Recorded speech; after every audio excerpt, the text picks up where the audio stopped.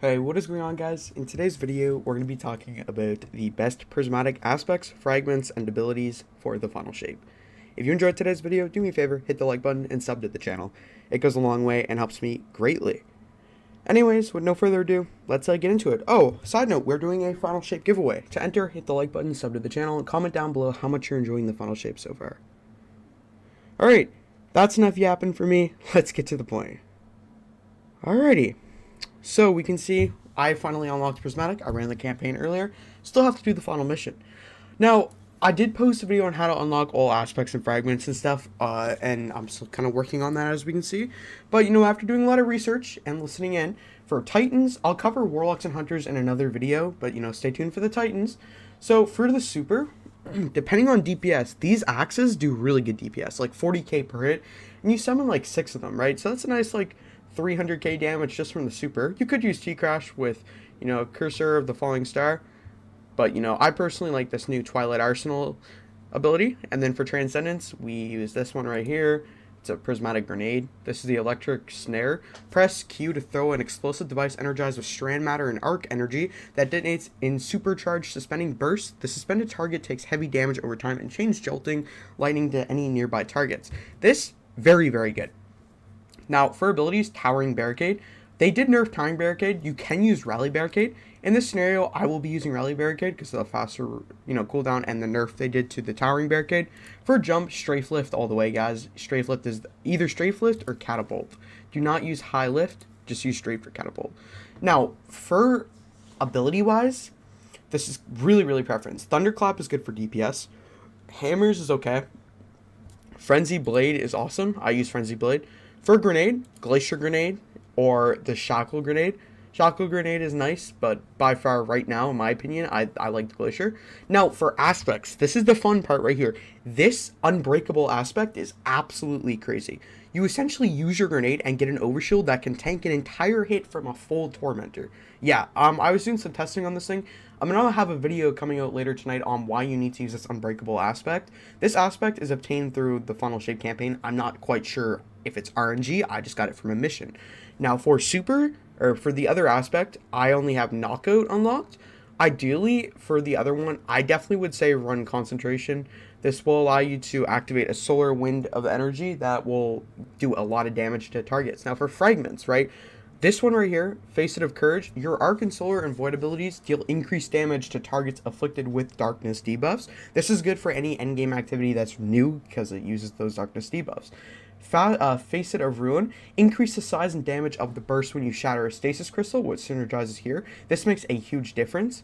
And then Fact of Hope, while you have an elemental buff, your class abilities regen more quickly. This is going to help us get our Glacier Grenade back more, and we're going to be able to proc this Unbreakable aspect a lot more. Then Facet of Dawn, but ideally you can swap this off for something like Facet of Balance, where you have rapid defeating targets with light damage, grants melee energy, because this is going to help us get this Frenzy Blade back faster. And then Facet of Purpose. Picking up an overpowered grants either Amplified Restoration, Frost Armor, Woven Mail, or Overshield, based on the super damage type of your equipped super. So we're going to get that Void debuff. That's going to help us with the Unbreakable aspect. So backup wise, another really, really good fragment is the Facet of Sacrifice. While you have Arc, Solar, or Void debuffs active, you get a nice transcendent energy buff to your super here that's going to help you become transcendent faster. Another one too is Face of Devotion. Defeating targets affected with stasis or strand debuffs grants bonus light and transcendent energy. My personal go-to that I cannot wait to unlock is Facet of Bravery. Defeating targets with grenade final blows grants volatile rounds to your void weapon. Defeating targets with powered melee final blows grant unraveling rounds to your strand weapons. Now, if we look, right, we compare this with something like the Call of Sidearm. And, guys, this gun, I'll have a video on this very, very soon. So turn on the notifications. Do not miss this video. Trust me. The Call, this synergizes with this thing very, very well, of course.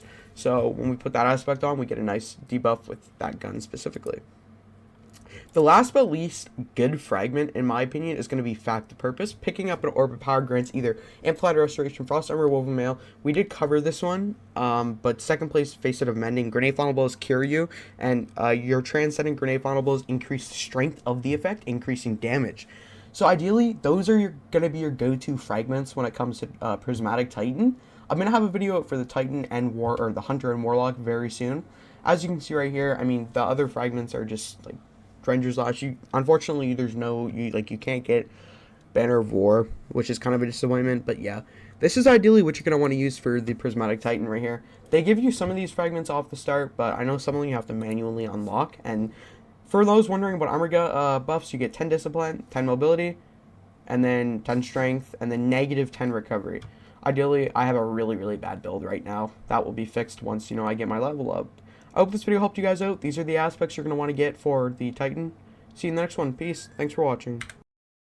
Guardians, I would like to recommend you a fantastic service. Diving.net, you can find teams to complete different activities like raids, dungeons, Trials of Osiris, exotic farming, and many more endgame activities.